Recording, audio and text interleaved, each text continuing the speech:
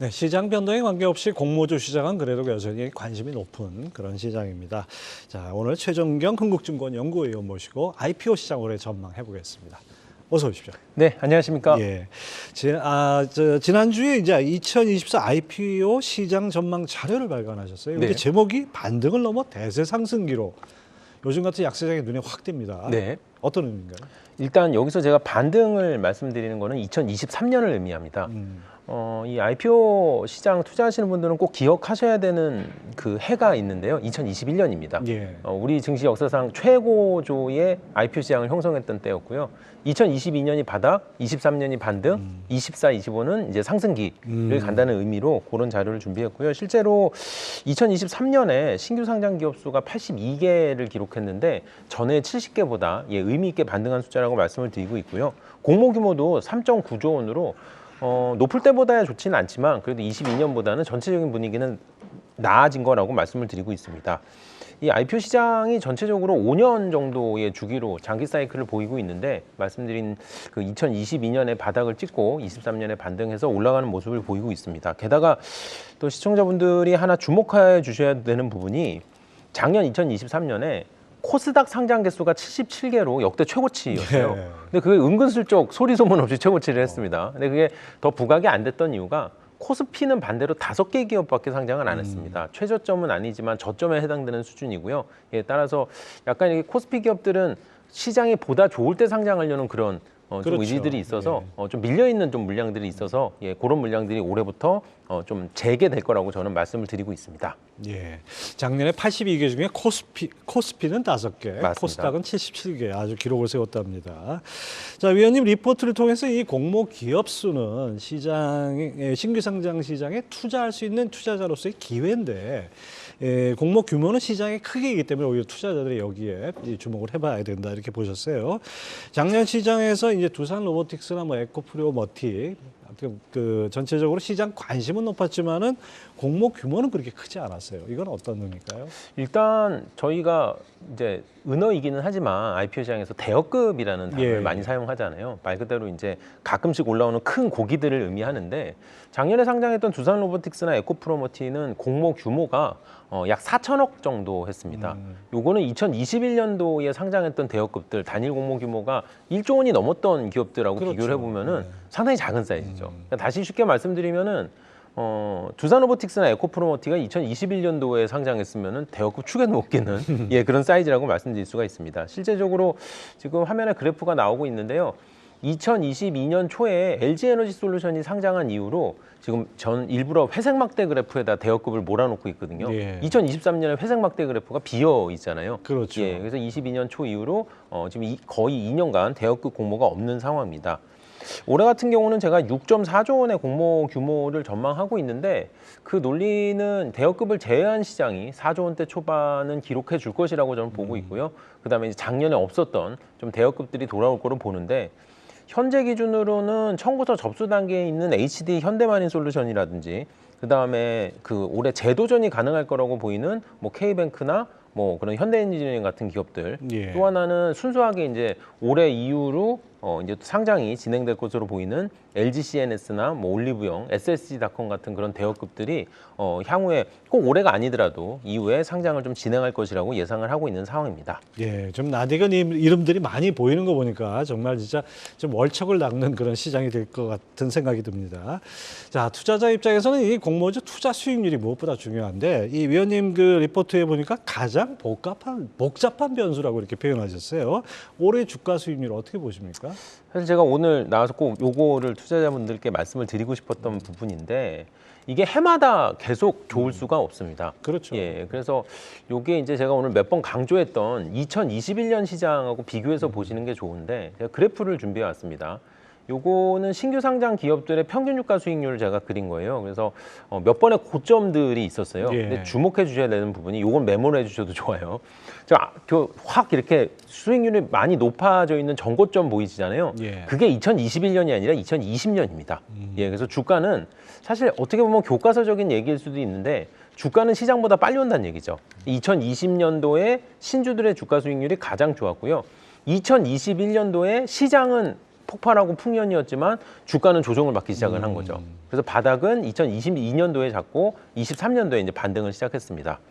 제가 실제로 이렇게 오며 가며 제일 많이 받는 질문들이 있어요. 이제 IPO 시장을 계속 분석을 하다 보니까 연구원님 2021년과 같은 IPO 시장의 화랑은 언제일까요? 라는 질문을 많이 받는데 그 대답은 25년이나 26년입니다.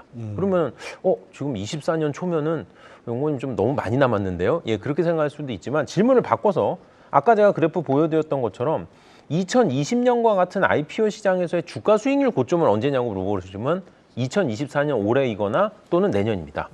따라서 이게 IPO 시장이라는 것도 시장의 주체자가 이 투자자들이 있고요. 그다음에 상장하려는 발행사들이 있고요.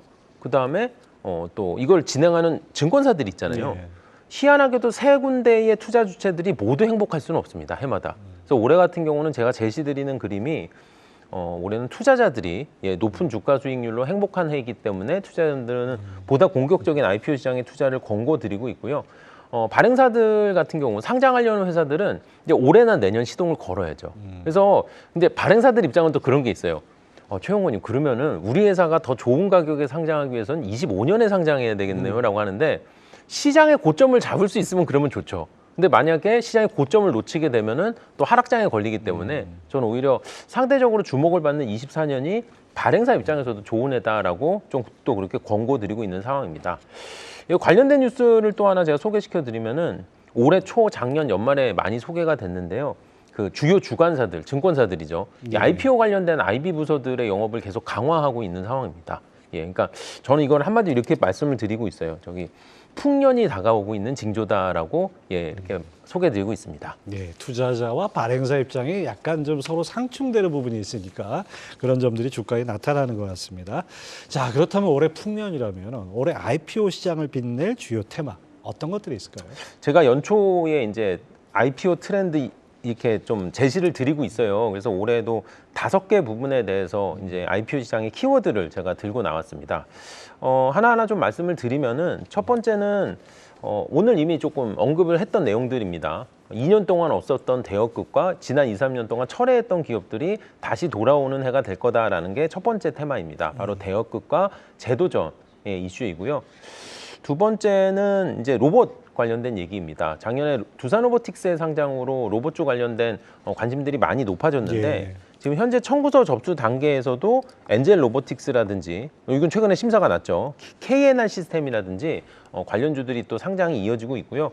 올해는 아닐 것 같아요. 그런데 길게 보면은 장기적으로 HD 현대 로보틱스와 하나 로보틱스 같은 이 대기업의 그 로봇 계열사들도 상장을 좀 진행할 것으로 보입니다. 세 번째 이슈는 전기차와 2차 전지입니다. 사실 전기차와 2차 전지는 연구원님 이건 작년에도 좋았는데 올해도 네. 좋을까요? 제가 드리고 싶은 말씀은 올해까지 좋을 것 같습니다. 예, 현재 이게 IPO 시장의 약간 특징이면 특징인데요. 시장의 분위기를 좀 동행하는 그런 부분이 있어요. 예, 그래서 현재 조금 이따가 말씀드릴 바이오테크와 함께 가장 많은 상장 예정 물량이 쌓여 있는 부분이 바로 2차 전지 분야입니다. 네 번째 테마는 바이오 헬스케어입니다. 요거는 또 느낌이 달라요. 뭐냐면 로봇은 상승기고요. 그 다음에 2차 전지는 약간 지금 고점을 지나고 있는 상황이고요.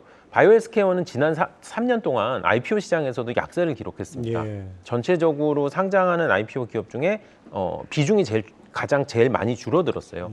따라서 쌓여있는 기업도 많고요. 현재 공식적으로 진행 중인 상장 예정 기업들의 숫자도 바이오 헬스케어가 가장 많습니다. 따라서 바이오 헬스케어가 이제 작년을 저점으로 올해 반등할 것이라고 보고 있는 상황입니다. 다섯 번째 테마는 스펙과 합병 상장입니다. 사실 최근에 스펙 합병 상장한 기업들의 주가가 워낙 좋기 때문에 시장의 관심이 이미 높아졌는데요. 스펙 상장하는 개수라든지 합병 상장하는 그런 추세도 계속 긍정적으로 흘러갈 것이라고 말씀드리고 있습니다. 예, 요 5가지 트렌드는 꼭 기억하실 필요가 있을 것 같습니다. 자, 이달에 진행되는 공모 청약 간단히 좀 정리를 해주시죠. 일단 코스피 1호 기업으로 시가총액 1.5조의 APR이 등장을 했습니다. 사실 코스피 1번 타자로서는 뭐 그렇게 올해 큰 물량이라고 할 수는 없지만 그래도 1번 타자로서는 굉장히 걸맞는 튼실한 기업이 연초부터 상장한다고 말씀드릴 수가 있고요. 가정용 홈 피부 미용 의료기기를 하는 회사입니다. 예, 집에서 피부를 관리하는 기업이고요. 국내 시장 점유율이 30%가 넘을 정도로 굉장히 탄탄한 시장 인지도를 가지고 있는 기업입니다. 코스닥 같은 경우는 1월에서 2월까지 수요 예측이 현재 10개 진행되고 있습니다. 연초에 연말보다는 많긴 하지만 1, 2월 10개면 굉장히 많습니다. 예. 지금. 예. 그래서 전체적으로 시가총액은 1,000억에서 2,000억대의 중소형주들이 많이 포진돼 있어서 23년 하반기 분위기가 조금 이어지고 있다고 말씀을 좀 드리고 있고요. 또 하나 말씀드릴 부분은 일반 상장이 7개, 특례 상장이 3개 현재 진행 중에 있습니다. 그래서 이것도 투자자분들이 일반 상장과 특례 상장을 이렇게 좀 구분해서 분석해 보시면 조금 더 유리하실 거라고 보고 있습니다. 네. 자, 1분기 IPO 시장 투자 전략과 전망은 어떻게 보시죠? 제가 작년에 많이 언급을 했던 부분인데요. 작년 하반기 이후에 IPO 시장에서 신규 상장일에 가격 제한 폭이 넓어지면서 예. 지금 현재는 사실 전 단기적이라고 말씀을 드리고 있는데 상장 첫날 가격 변동폭이 좀 크게 나타나고 있습니다. 방금 언급드렸던 것처럼 뭐 코스피 같은 경우야 몇 조 원 하는 기업들이 들어와서 상대적으로 그렇게 높진 않을 것 같지만 코스닥의 경우 주가 변동성이 높은 상황이 지금도 이어지고 있고요. 최근에 수요 예측 끝난 기업들의 그 확정 가격도 희망가 상단 대비 좀 높게 나오고 있는 살짝 과열 장세가 지속되고 있는 상황입니다. 따라서 투자자분들은 작년 4분기의 분위기처럼 좀 이렇게 높은 가격이라도 공모에 참여를 하셔서 좀 이렇게 단기적으로 수익을 실현하시는 그런 전략을 계속 추천드리고 있습니다. 네, 아무튼 올해도 IPO 시장 계속 잘 전해주시기 바랍니다. 흥국증권 최종경 연구위원 함께했습니다. 감사합니다. 감사합니다.